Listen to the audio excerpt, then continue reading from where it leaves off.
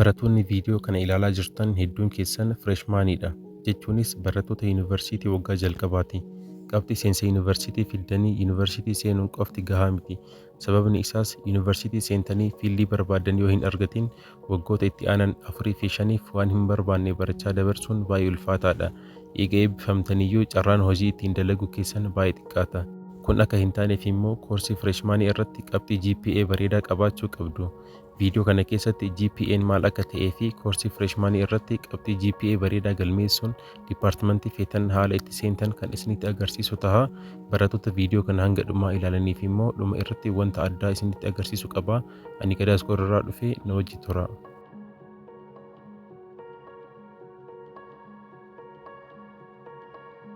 Kaampaasii keessatti dipaartimentii feetan seenuudhaaf GPA, COC fi Intiraansii irratti bu'aan isin galmeessitan bareedaa ta'uu qabaata. GPA jechuun qabxii isin miidii, faayinaalii fi assaayimantiiwwan akkasumas kiwiiziiwwan garaagaraa kilaasii keessatti isiniif kennamu irratti galmeessitan gireediin 4 irraa isiniif hojjetama.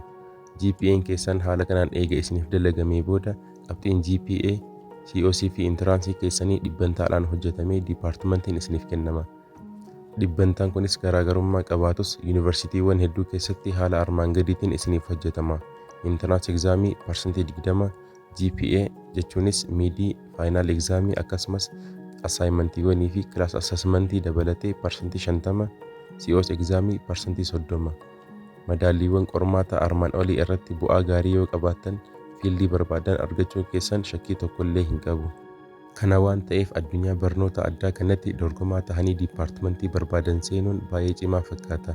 Garuu barattoota dursanii dammaquudhaan karaawwan barnoota garaagaraa kanneen akka barnoota onlaayiniin barattoota yuunivarsiitiidhaaf kennaman haala gaariidhaan baratanii qormaataaf of qopheessuudhaan dorgomaa ta'uu fi barattoota biroo irra fooyya'anii argamuu danda'uun abshaalummaadha.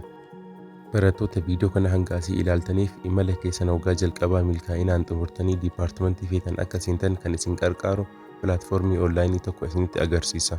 Wanta amma isinitti agarsiisu kana kan argattan teelegiraamii irratti jalqaba teelegiraamii irra seenuudhaan @Gadaa Iskoor bootichuudhaan sarchii gootanii haala kanaan isa jalqaba irratti isiniif dhufu kana si'a tokko yoo keessa seentan haala kanaan barreeffama kanaan ibsa gabaabaa waa'ee Gadaa Iskoor argattu.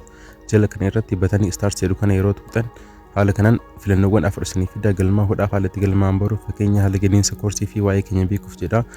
Jalqaba irratti waa'ee Gadaa Iskoor irraa waa tokko ilaaluu qabna. Waa'ee keenya beekuuf batanii jedhu si'a tokko yeroo tuqxan haala kanaan isiniif fida. Egaa iddoon kun iddoo infoormeeshinii guutuu waa'ee Gadaa Iskoorii wal qabatu itti argattanidha. Waa'ee jeneraal diiskiripshinii isaanii, sooshaal miidiyaawwan isaanii, tajaajiloota isaanii, gaafilee hedduu barattoota irraa ka'an akkasumas iddoo isaan itti qunnamuu dandeessanidha. Jalqaba irratti iddoo abaawotaas jedhu kana si'a tokko yeroo tuqxan ibsa guutuu waa'ee Gadaa Iskoor afaan Oromootii fi afaan Ingiliffaatiin kaa'amee jira. Kaayyoo dhaabbatni kun itti hundaa'eef akkasumas tajaajiloota isaanii gama tokkoon iddoo itti isin ibsanidha. Egaa haala gaariidhaan dubbistanii kaayyoo isaanii hubachuu iddoo itti dandeessanidha. Akkasumas tajaajiloota isaanii haga tokko iddoo itti hubachuu dandeessanidha. Akkasumas iddoo sooshaal neetwoorkii jedhutti immoo iddoo sooshaal miidiyaawwan isaanii liinkii itti argachuu dandeessanidha. Egaa Gadaa Iskoor YouTube chaanaalii ni qabanii kan odeeffannoo barnoota wal qabatanii fi odeeffannoowwan barattoota gargaaran yaadoo tokko itti qoodaniifidha. Akkasumas teelegiraam chaanaalii illee haaluma saniin qabanii akkasumas fuula TikTok illee ni qaban jechuudha. Gama kanatti iddoo Our Service jedhutti immoo tajaajiloota isaan barattootaaf kennan haala gaariidhaan iddoo itti ibsamedha. Achi keessatti seenuudhaan tajaajiloota isaan barattootaaf kennan iddoo itti argachuu dandeessanidha. Akkasumas FAQ Frequently Asked Question iddoo jedhutti immoo gaafilee hedduu barattoota irra deddeebiidhaan ka'an iddoo kanatti walitti qabuudhaan deebii bareeda iddoo itti kennameefidha. Cinaa kanatti immoo Contact Us iddoo jedhutti iddoo kallattiidhaan hundeessitoota Gadaa Iskoor itti qunnamuu dandeessanidha. Egaa waa'ee keenya beekuuf batanii jedhu keessatti waa'ee cufa Gadaa Iskoor iddoo itti beektanii keessaa baatanidha. Egaa iddoo kana haala gaariidhaan eega dubbistanii booda jala irratti batanii baak jedhu si'a tokko yeroo tuqxan gama fuula jalqabaatti isin deebisa. Egaa amma fakkeenyota haala kenniinsa koorsii tiitooriyaalii Fireeshmaanii Gadaa Iskooriin qophaa'e wajji ilaalla. Egaa filannoo isa sadaffaa fakkeenya haala kenniinsa koorsii isa jedhu yeroo tokko haala kanaan yeroo tuqxan istooriimii keessan isin filachiisa. Fakkeenya kan naachuraalitiin ilaalla. Egaa isa naachuraal jedhu yeroo tokko haala kanaan yeroo tuqxan egaa Gadaa Iskoor tiitooriyaalii kana karaawwan jahan kenna. Leekchar viidiyoo, PDF soorsiiwwan garaagaraa akkasumas leekchar nootii, PowerPoint fi gaafilee shaakallii akkasumas reference buukiiwwan garaagaraa kenna.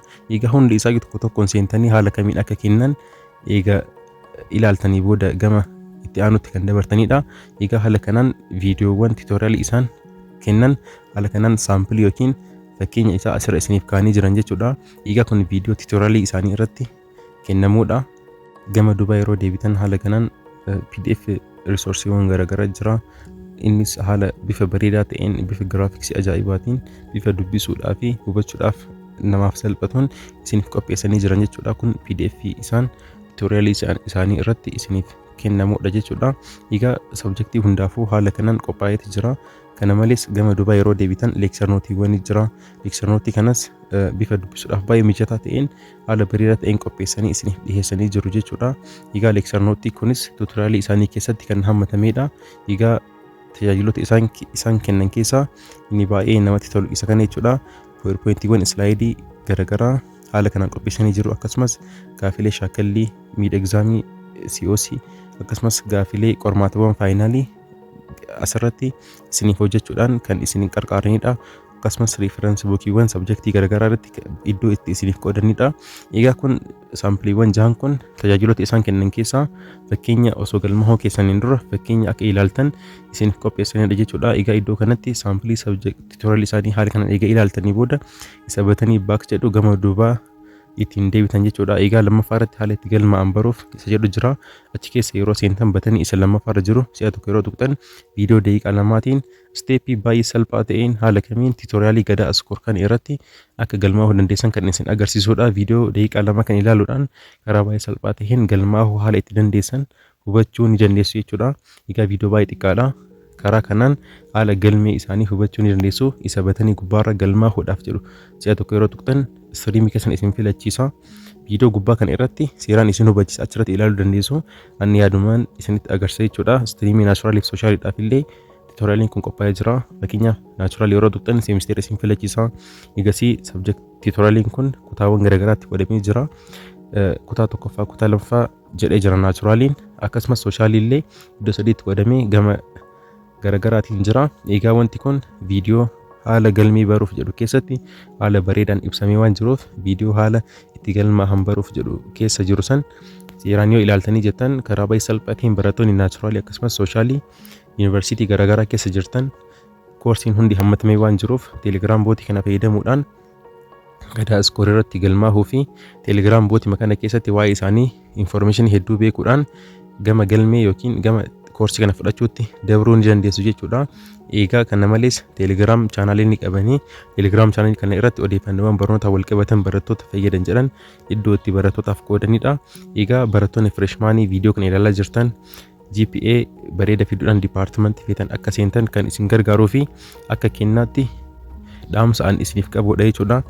Egaa barattoonni viidiyoo kana hanga iddoo kanaa ilaaltan dhugumatti carraa qabeessa imala keessan waggaa jalqabaa yookiin freshman koorsii irratti GPA bareeda fiduudhaan dipaartimentii feetan seetanii abjuu keessan dhugaa akka gootan abdii guddaa isinirraa qabna.